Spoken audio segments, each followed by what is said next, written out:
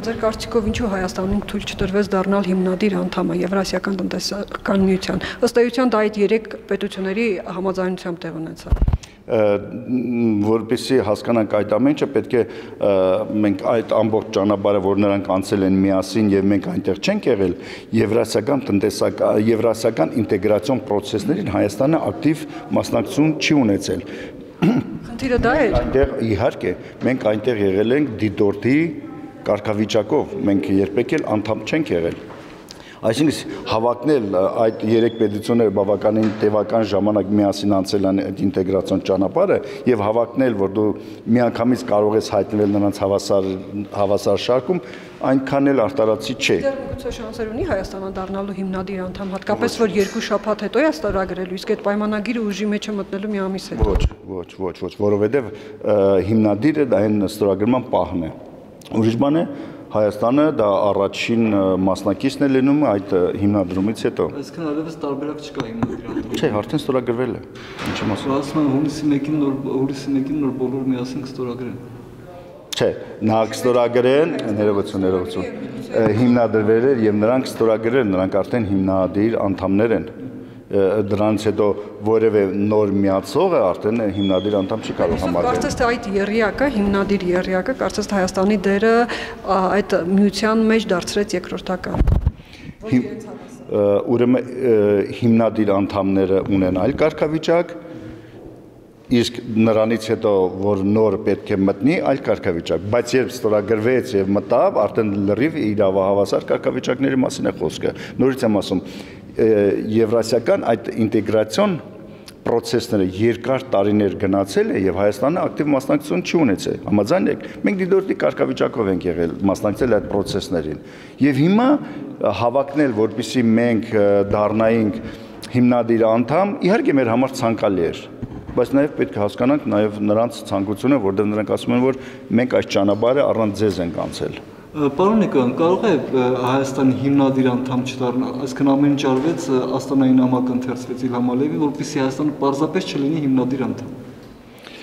Կարծում եմ Հայաստանի հիմնադիր անդամ չլինելու խնդիրը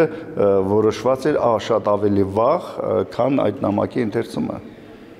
Այն չէ, որ այդ նամակի ընթերցումից հետո ինչ-որ բան փոխվեց, ոչ։ Սերժ Սարգսյանի պահվածքը, որ Նազարբայևի ընթերցանությանը չպատասխանեց, ճիշտ էր թե ոչ։ Ավելի ճիշտ էր մնաց նման իրաձևակերպման տհաճ իրավիճակում, թե պատասխանել որևէ կերպ։ Նման ֆորումները երբեք լեզվակռվի դաշտ չի եւ անկեղծ ասած միգուցե եւ նման խոսակցություններ տարբեր ֆորմատներում, տարբեր այսպես ձևաչափներում, տարբեր իրադրությունում միգուցե եւ արդեն իսկ եղել են, դրանց պատասխանը շատ հստակ տրվել է։ Այնպես որ մի կարծեք, որ դա առաջի անգամ ինքը իր դիրքորոշումը հայտնեց եւ անհրաժեշտ է այդ պահին պատասխան տալ։ Նման հայտարարություն կամ նման մոտեցումներին հավատացած եղեք, որ եղել է նախկինում համարժեք պատասխան։ Այս անգամ չստացվեց համարժեք պատասխան։ Ես չեմ կարծում, որ պետք էր այնտեղ կրկնվել, բոլոր այդ հարցը գիտեին, հարցի պատասխանը գիտեին, որ երբեք էլ տնտեսական միությունը եվրասիական Լեռնային Ղարաբաղի հարցի լուծումը այդ ֆորմատում չի եւ այդ ֆորմատում անիմաստ է ինչ որ քննարկումներ անցկացնել։ Ուղղակի Նազարբայևին պետք էր հնչեցնել, նա պարտավորված էր հնչեցնել դա, պարտավորություններ ուներ, ինչի նկատառումներով ինքը հնչեցրեց դա։ Կարող են բազմաթիվ այլ նմանատիպ ֆորմատներով տարբեր երկրներ տարբեր հարցերի շուրջ իրենց տեսակետը հնչեցնել, բայց երբեք էլ դա կապ չունի ընդհանուր այն որոշումների հետ, որոնք պետք է ընդունվեն։ Ղարաբաղը չխեղճացավ այս պատմության մեջ։ Գիտեք, մենք կարող ենք այդպես ընկալել, բայց երբեք էլ ոչ։ Իսկ միգուցե մենք չափից ավել խնդիրներ ենք դնում մեր առաջ նկատի ունեմ հանրությունը կամ լրագրողական հանրությունը Եվրասիական տնտեսական համագործակցության հետ կապված։ Դեռևս այն ժամանակ, երբ չէր խոսում տնտեսական համագործակցության այլ մաքսային միության մասին, ես մեկ անգամ ասել եմ, որ մենք պետք է հասկանանք եւ տարբերենք դե ֆակտո եւ դե յուրե կարգավիճակների մասին։ Լեռնային Ղարաբաղը դե ֆակտո պետություն է, բայց Եվրասիական տնտեսական համագործակցությունը դե յուրե պետությունների միասնություն է։ Բայց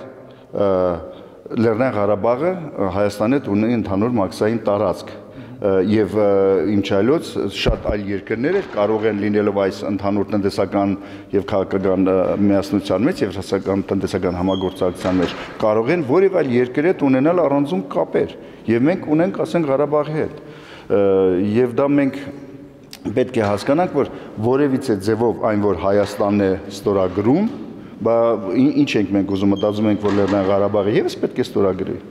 հա որովհետեւ մեկը նման ակնկալիք ուներ այսօր է պարզվել դրա հաջորդ քայլերն են որ Ադրբեջանն էլ է փաստորեն նրանց ուսուցը մտնում Եվրասիական տնտեսական միություն եւ Ղարաբաղի հարցը ընդհանրապես ասած գիտի ինչի ահա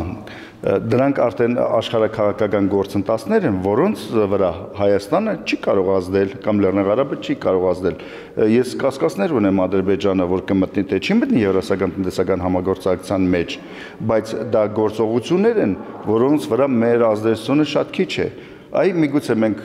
ուզում ենք որ լինել հիմնադիր անդամ միգուցե հիմնադիր անդամը կտար հնարավորություն վետոյի եւ այլ բայց դա մեր ցանկություններն են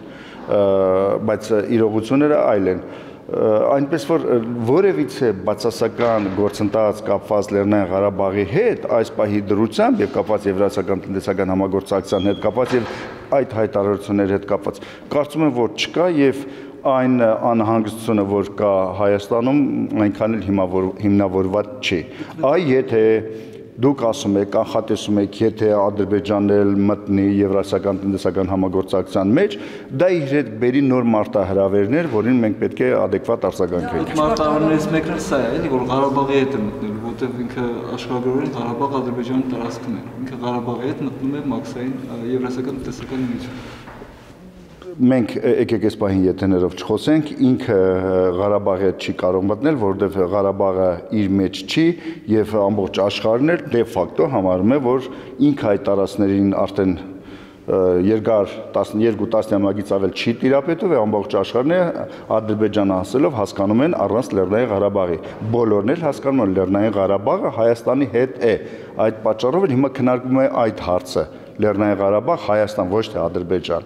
ուզում ենք ասել եւ համաշխարհային հանրության մեջ եւ պետությունների մեջ եւ Եվրասիական տնտեսական համագործակցության ղեկավար երկրների մեջ եւ Մինսկ խմբի համանախագահների մոտ Լեռնային Ղարաբաղի ընկալումը ամենևին էլ Ադրբեջանի հետ չի Լեռնային Ղարաբաղի համար ձեր կարծիքով լավ կլինի կամ ճիշտ կլինի որ Հայաստանը Ադրբեջանի հետ միասին հայտնվի Եվրասիական տնտեսական միության մեջ գիտեք դուք հարց եք տալիս որ չես կարող գնահատականը եթե այսպես լինի ապա ինչպես կլինի ես կան որ Ադրբեջանն էլ կարող է միանալ այդ միությանը մինչև հիմա Ադրբեջանի կողմից որևիցե նման պաշտոնական ցանկություն չի եղել ուրիշ բան է որ կուզենան որ ամեն դեպքում Ադրբեջանը լինի շատ ցանկացողներ կան տարբեր պատճառերով մեկը տնտեսական մեկը քաղաքական մեկը կրոնական ընդհանրության եւ այլ կուզենան որ Ադրբեջանը լիներ Եվրասիական տնտեսական համագործակցության այդ կազմում շատ հասկանալի պատճառներով բայց ուրիշ բան է այդ ցանկությունը ուրիշ բան է Ադրբեջանի իրական քայլերը Ադրբեջանը այս պահի դրությամբ կամ վերջի տարիների քայլերը դեռևս չեն հուշում այն մասին որ ինքը կարող է հայտնվել Եվրասիական տնտեսական համագործակցության կազմում